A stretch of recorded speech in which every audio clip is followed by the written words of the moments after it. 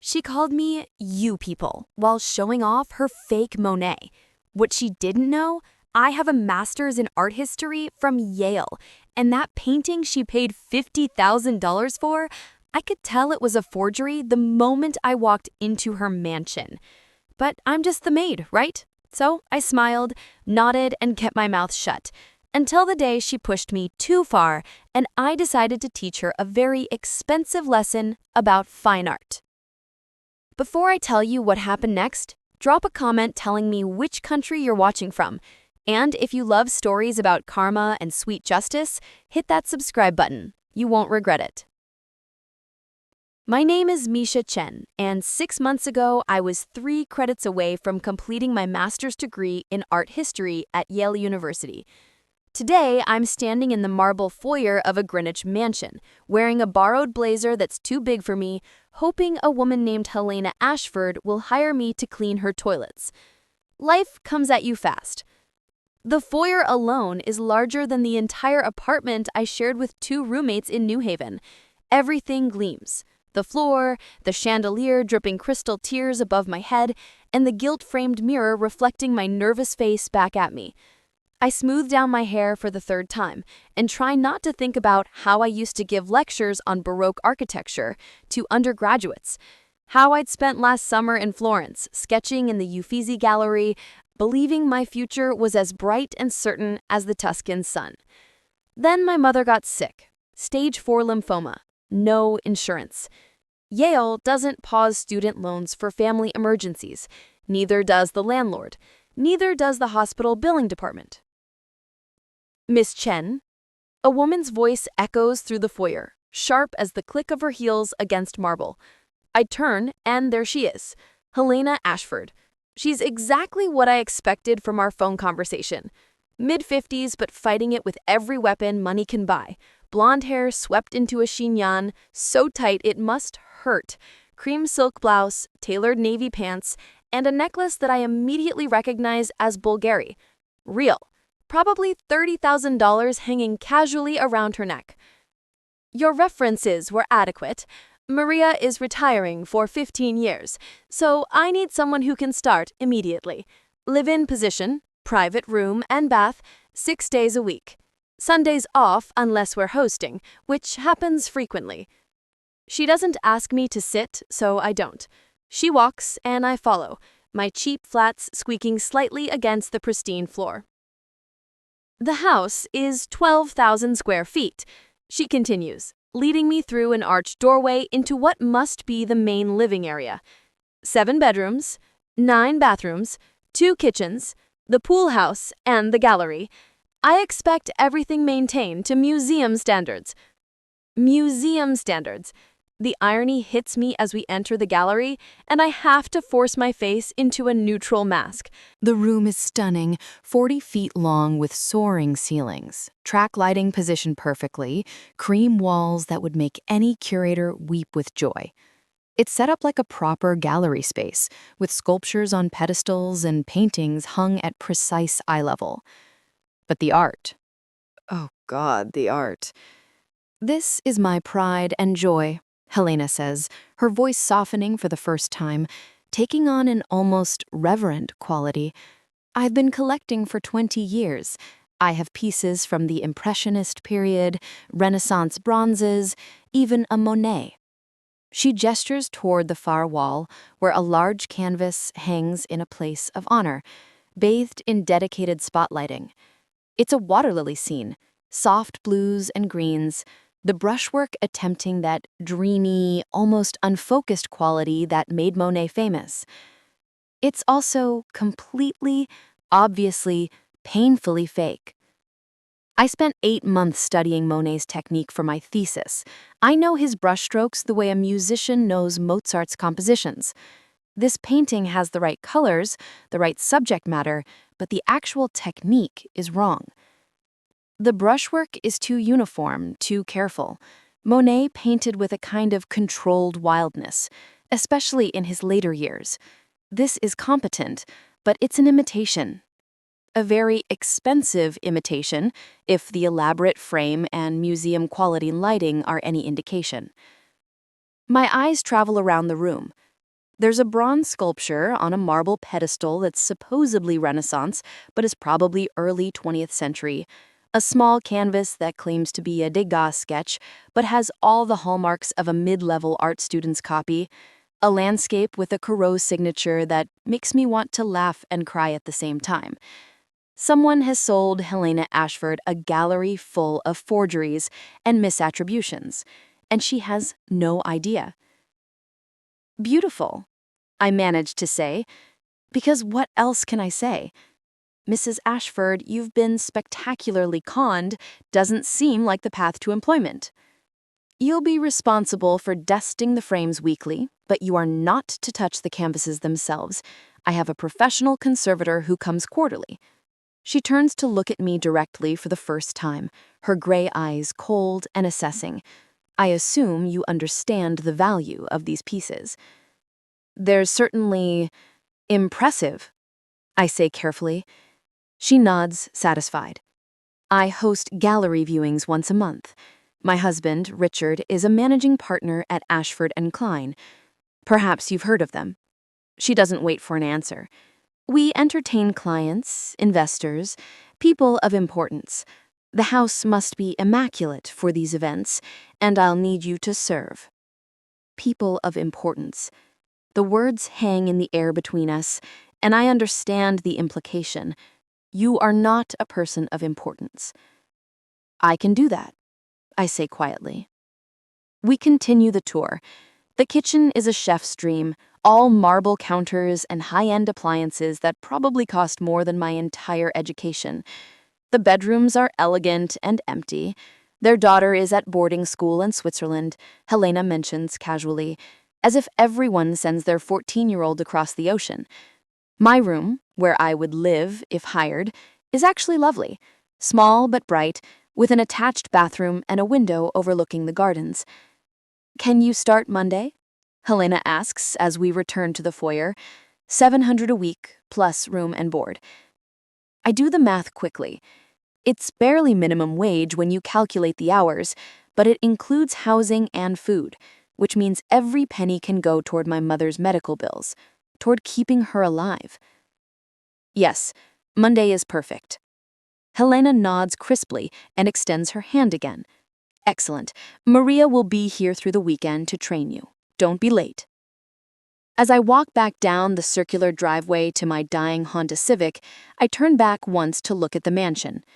Through one of the tall windows, I can see the gallery, the fake Monet glowing under its spotlight, displayed with all the reverence of a religious icon. I think about Helena's voice when she said, "people of importance." I think about my Yale ID card, now expired, sitting in my wallet. I think about the 3 credits I'll probably never finish, the thesis on Monet's water lily period that will never be completed.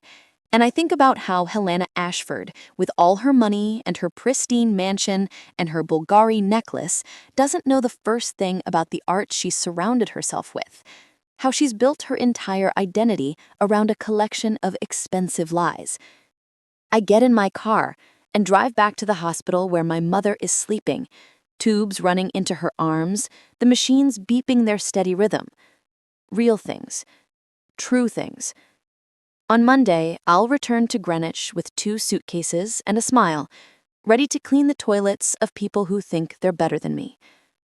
What Helena Ashford doesn't know, what she can't know, is that I understand her gallery better than she ever will. And someday, that knowledge is going to matter. I just don't know how yet. Maria trains me for 3 days, and by the end, I understand why she's retiring. 15 years of Helena Ashford would make anyone desperate for escape. She'll recheck your work, Maria tells me on Thursday afternoon, her Spanish accent thick with exhaustion. Even when it's perfect, she'll find something. A water spot on a glass, a cushion not quite straight. Don't take it personally, mija. It's just who she is. Maria is 62, with kind eyes and hands worn rough from decades of service. On her last day, she hugs me tightly in the kitchen. "You seem like a smart girl," she whispers. "Too smart for this. Don't stay too long, okay?" But I don't have a choice. My mother's treatment costs $12,000 every 2 weeks. I stay. The routine becomes brutally familiar. I wake at 6, make coffee, a very specific French roast that Helena orders from a boutique roaster in Manhattan. By 7, I've wiped down the kitchen counters, set out fresh flowers in the main rooms, and started the first load of laundry. Helena appears at 7:30 in designer athleisure, drinks her coffee in silence while scrolling through her phone, then leaves for Pilates, or a gallery opening, or lunch with the girls. Richard barely acknowledges my existence. He's a phantom in expensive suits, leaving before dawn and returning after dark, his dinner kept warm in the oven. Sometimes I hear them arguing behind closed doors, Helena's voice sharp and accusatory, his tired and defeated. Their daughter Olivia's room remains untouched, a shrine to a child who's never home. I dust the riding trophies and straighten the designer clothes in her closet, and I wonder if she's lonely in Switzerland, or if she's relieved to be away. But it's the gallery that haunts me. Every Monday, I dust the frames with a special microfiber cloth, careful not to touch the canvases. I vacuum the Persian rug that anchors the room. I wipe down the pedestals holding those fake Renaissance bronzes. And every time, I want to scream. The third week, I notice something that makes my stomach drop. The Degas sketch has a barely visible price tag shadow on the back of the frame, the kind you get from a mid-level antique shop, not an auction house. I check when Helena is out. The tag remnant says $8,500. Given the elaborate certificate of authenticity hanging beside it, she probably paid 10 times that. Someone is running a very profitable con, and Helena is the perfect mark. Wealthy, eager to impress, and completely ignorant about actual art. The gallery events start in my second month.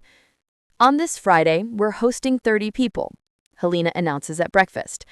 I'll need you to pass canapes and keep glasses filled. Wear all black, pants and a button-down shirt, nothing casual. And Misha, she looks at me directly, which she rarely does. You're part of the background. Don't speak unless spoken to. Part of the background. I nod and swallow my pride for the 1,000th time. Friday evening, the house transforms. A catering company arrives with silver trays and champagne flutes. Helena emerges in a crimson dress that probably costs more I'll make all year, dripping in jewelry. The guests arrive in a parade of Tesla SUVs and Mercedes sedans, men in blazers, women in cocktail dresses, all of them laughing too loud and drinking too fast. I circulate with a tray of smoked salmon on endive, invisible and mute. And this piece, Helena's voice carries across the gallery, is an authenticated Monet from his Water Lily series. I acquired it at auction 2 years ago. The provenance is impeccable. I stand near the doorway, tray balanced on my palm, and watch 8 people nod appreciatively at the forgery. None of them know. They're here to see and be seen, to drink expensive wine and make business connections. The art is just expensive wallpaper. Excuse me, could I have one of those? An older man gestures to my tray. He's different from the others. Rumpled sport coat, kind face, actually looking at the art instead of the other guests. Of course, sir. I hand him a napkin and a canapé. He takes it absently, still staring at his small landscape hanging near the window. What do you think of this one?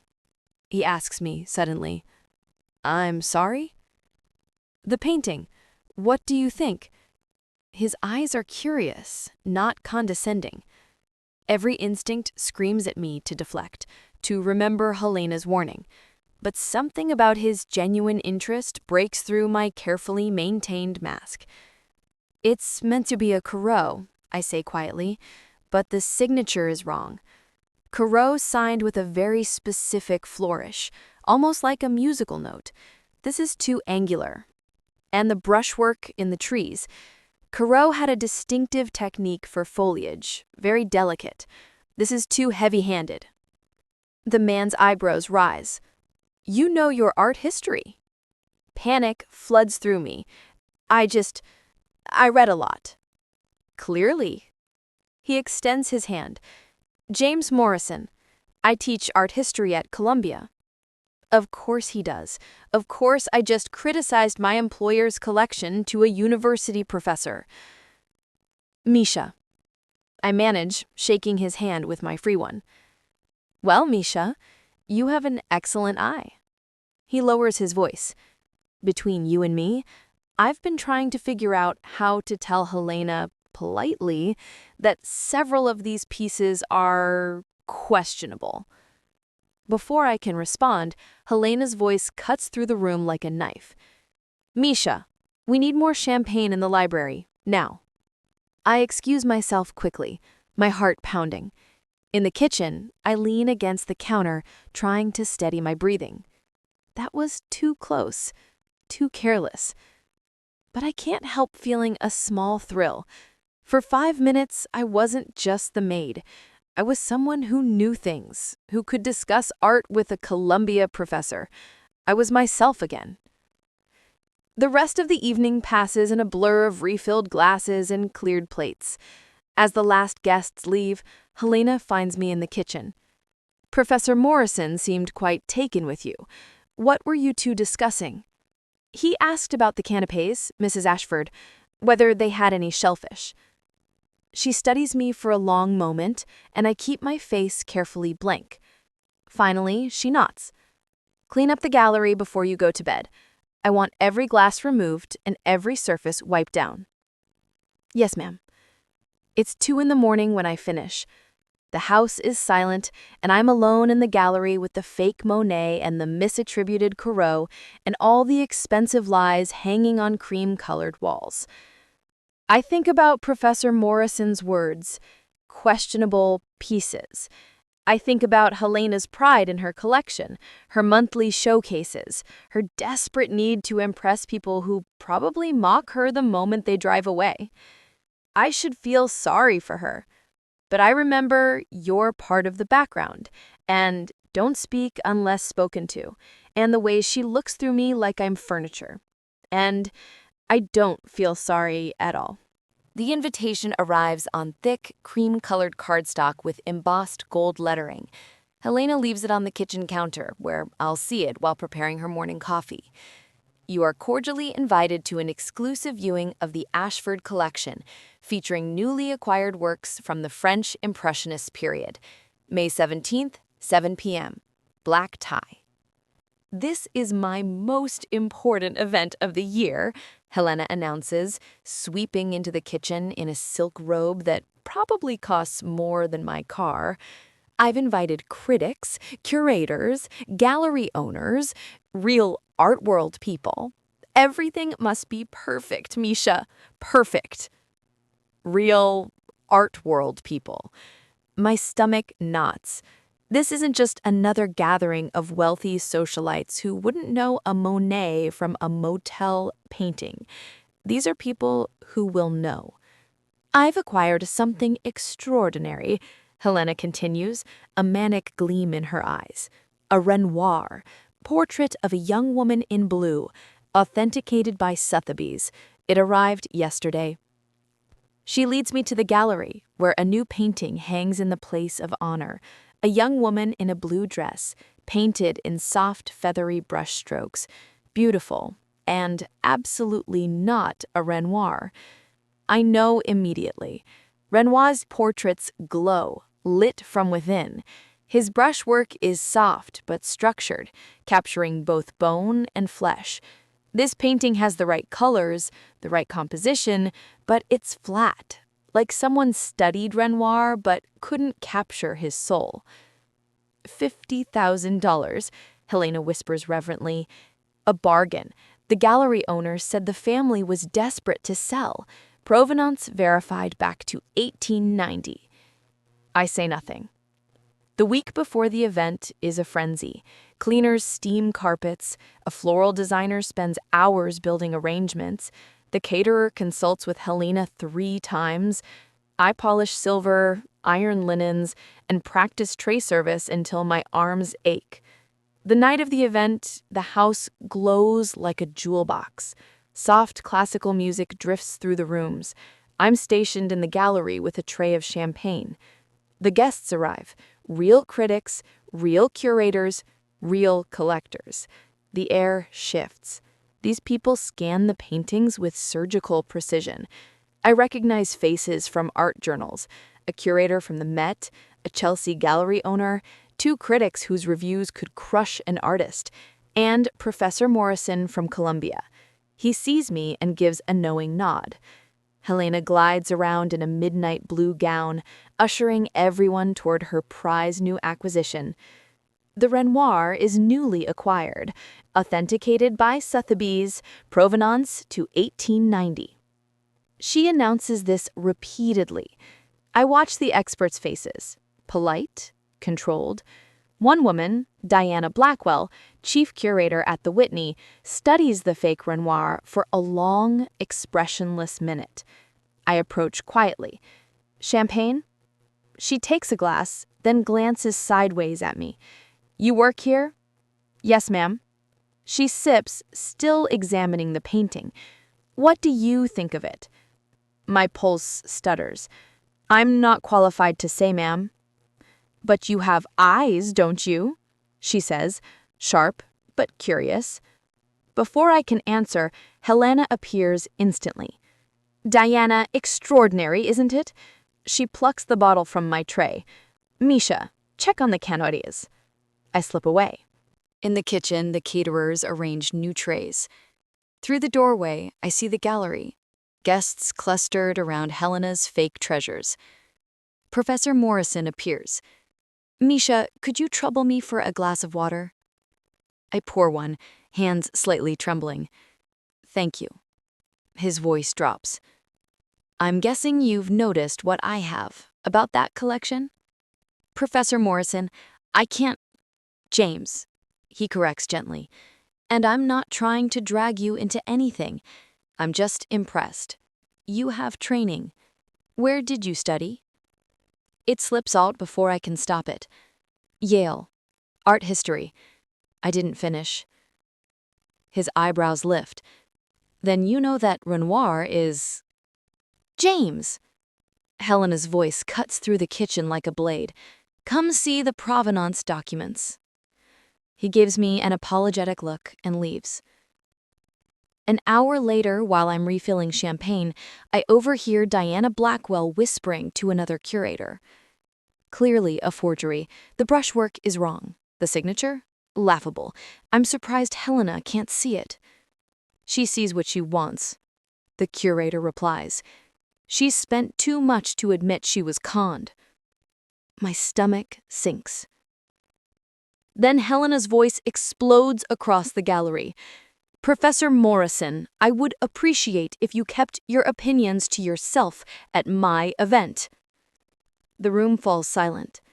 I step to the gallery doorway. Morrison stands before the fake Renoir, flushed. Helena, I'm trying to help. As a friend, I think you should have the pieces examined. By whom?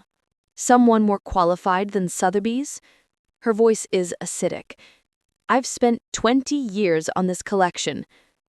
Documentation can be forged, he says softly. You're calling me a fool, that I've been taken advantage of, that I don't know what I'm looking at. Guests shift awkwardly. Diana stares at her champagne like it's fascinating. Then Helena's voice explodes across the gallery. Professor Morrison, I would appreciate if you kept your opinions to yourself at my event. The room falls silent. I step to the gallery doorway. Morrison stands before the fake Renoir, flushed. Helena, I'm trying to help. As a friend, I think you should have the pieces examined. By whom? Someone more qualified than Sotheby's? I've spent 20 years on this collection. Documentation can be forged, he says softly. You're calling me a fool, that I've been taken advantage of, that I don't know what I'm looking at? Guests shift awkwardly. Diana stares at her champagne like it's fascinating. Then Morrison makes his fatal mistake. He turns, sees me in the doorway, and says, "Perhaps we should ask Misha. She studied at Yale. She might—" Helena's head snaps toward me. Her eyes ignite with fury. "Misha?" Every head turns. Her laugh is cold, slicing. "Our maid?" She steps toward me, heels cracking against the floor. "You're asking our domestic help about fine art. She has a degree from—" "I don't care if she went to Harvard," Helena interrupts, voice rising. "She cleans toilets. You people," she gestures at me like I'm dirt, "don't understand fine art. You see pretty pictures and think you're experts. True collecting requires breeding, taste, sophistication." 40 silent witnesses watch my humiliation. "Everyone thinks they're an expert," Helena continues, voice growing theatrical. "A semester of art history, and suddenly they're qualified to question Sotheby's?" My face burns, my hands shake, and something inside me, strained for months, finally breaks. I meet her eyes and smile. "You're absolutely right, Mrs. Ashford," I say calmly. "I couldn't possibly understand fine art." Then I turn and walk out, leaving the tray behind. Upstairs, in my small room, I open my laptop. My hands are steady now, and I know exactly what I am going to do. I don't sleep that night. Instead, I sit cross-legged on my bed with my laptop, years of academic training sharpening into a single purpose. First, I photograph every piece in Helena's collection. Careful angles, close-ups of signatures, brushwork, canvas texture. I'd been doing it casually for weeks, telling myself it was harmless curiosity. Now I realize it was preparation. Then I begin writing emails. The first goes to Whitmore and Associates, the auction house that sold Helena the Monet. I create an anonymous email and write as a concerned attendee. Quote, "I recently viewed a Monet water lily painting purchased from your auction house in 2023. The brushwork and signature show characteristics inconsistent with Monet's authenticated works. Photos attached. If this piece was sold with your authentication, you may want to investigate." End quote. The second email goes to the International Foundation for Art Research, along with more photographs and a detailed description of inconsistencies. The third goes to Diana Blackwell of the Whitney.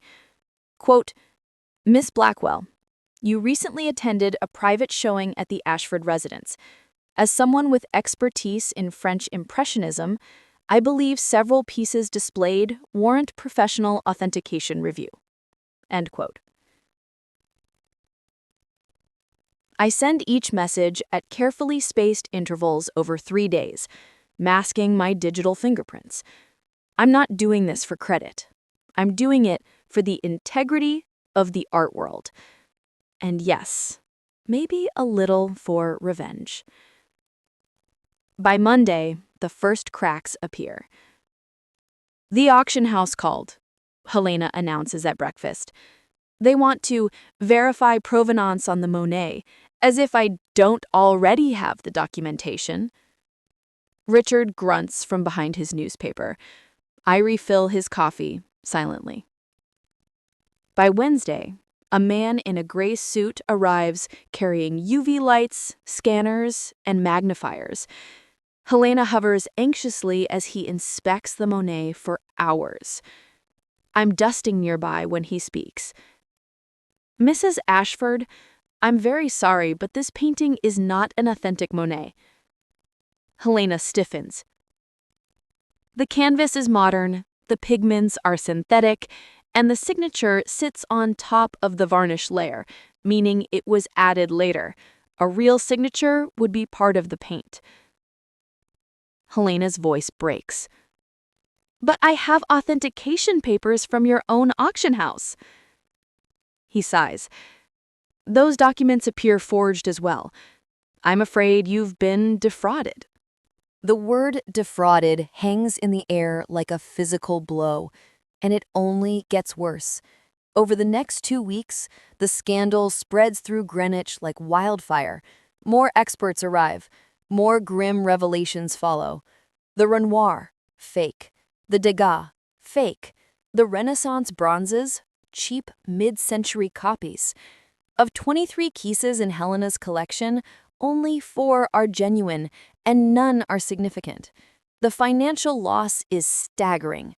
Nearly $300,000 spent on forgeries worth pocket change. But the social ruins are far deeper. I overhear her phone calls, her voice small, pleading. Friends are suddenly traveling. Gallery invitations vanish. The Historical Society quietly removes her from their board. Someone, likely Diana Blackwell, leaks the story to Art News. Within days, headlines multiply. The Ashford Forgeries, a Greenwich collector duped. When money can't buy taste. Richard stays later at the office. Olivia doesn't come home for spring break.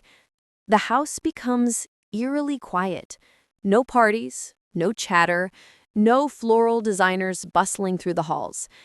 And Helena, imperious, polished, untouchable Helena, slowly unravels. Her posture slumps, her hair dulls, she stops wearing jewelry. I once catch her sitting alone in the gallery, staring at the empty spaces where her masterpieces once hung. She has lost her reputation, her friends, her confidence, and the illusion she built her life on. And through it all, I move silently through the rooms, unnoticed, unimportant, ignored, waiting. Because eventually, Helena will reach the end of her pride. She will realize she doesn't know art, not truly. She will realize she built her identity on forged masterpieces and borrowed connoisseurship. And when she finally breaks enough to ask for help, there will be only one person in the house with real knowledge. Only one person who can salvage what remains. Only one person she must turn to. Me. 3 weeks after her world collapsed, Helena Ashford does something I never expected. She knocks on my bedroom door. It's Sunday evening, my day off. I'm lying on my bed reading when I hear the soft, hesitant tap. When I open the door, Helena stands there without makeup, her hair simply tied back, wearing jeans and a sweater. Helena. In jeans. She looks small, human. "May I come in?" she asks, her voice stripped of its usual authority. I step aside. She enters and looks around my tiny room like she's seeing it for the first time. "I need help," she finally says. The words cost her something. "The auction house is willing to settle, but they want me to work with an independent art historian to determine what's real, what's forged, how bad it really is." A shaky breath. "Professor Morrison suggested I ask you." There it is, the moment I've been waiting for. "Professor Morrison told you about Yale?" She nods. "He told me you were one of their most promising graduate students, that you left to care for your mother." Helena sits at the edge of my desk chair, clearly uncomfortable. "Why didn't you tell me?" I could be kind, but months of humiliation rush forward. "You never asked. You saw a maid, and that was enough. You people don't understand fine art. Remember?" She flinches. "I shouldn't have said that." "You meant it." "Yes," she whispers, "and I was wrong." The honesty throws me. "Why should I help you?" She meets my eyes. "Because you love art, real art. I saw you looking at my collection. You were suffering, watching something you love being used as decoration. She swallows. I liked the idea of collecting art, not the art itself. Then she adds, more timidly, I can't pay you much more, but I can write you a recommendation, any graduate program you want. I can connect you to galleries, and I can help with your mother's medical bills. Richard's firm can negotiate them down. My breath catches. Why? I ask. Because I'm tired of being the kind of person who only sees people as background. I look out the window, thinking of my mother, my abandoned thesis, my lost future. I'll help you, I say finally. Not for the money, because calling garbage art is an insult to every real artist. Helena's eyes shine with tears. Thank you. Over the next months, something unexpected happens. We work together, cataloging, identifying brushwork, reviewing provenance, separating real from fake. I teach Helena how to actually see what's in front of her. She asks questions, she listens, she learns. A strange, cautious friendship forms. My Yale degree is completed remotely, using Helena's glowing recommendation, one that opens doors I thought were sealed shut. My mother's treatment continues, now affordable thanks to negotiated bills. And Helena slowly rebuilds her life, but this time on truth, instead of illusion. She sells the forgeries honestly, competent student reproductions, and starts assembling a new collection. Nothing flashy, nothing designed to impress. Pieces she genuinely loves. Her new collection is small, inexpensive, authentic in every sense. One day, while I dust the gallery, yes, I still work for her while finishing my degree, I notice a small watercolor hanging where the fake Monet once reigned, a student's work, purchased for $800. What do you think? Helena asks me, joining me. I study it. Joyful brushwork, vibrant color, honest expression. I think it's beautiful, I say softly, and I think you finally understand what beauty means. Helena smiles. I had a good teacher. She says it simply, without theatrics, and for the first time since I met her, I believe her. Sometimes the people who think they know everything are the ones who need the hardest lessons. Helena learned that money can't buy expertise, and I learned that sometimes the best revenge isn't ruining someone, it's giving them the chance to change. If you enjoyed this story of karma, transformation, and unexpected growth, comment below. Would you have helped Helena or walked away? Make sure to like, subscribe, and hit the notification bell so you never miss another incredible story. And remember, real class isn't about what you own, real art isn't about the price tag, and real expertise is about understanding, not status.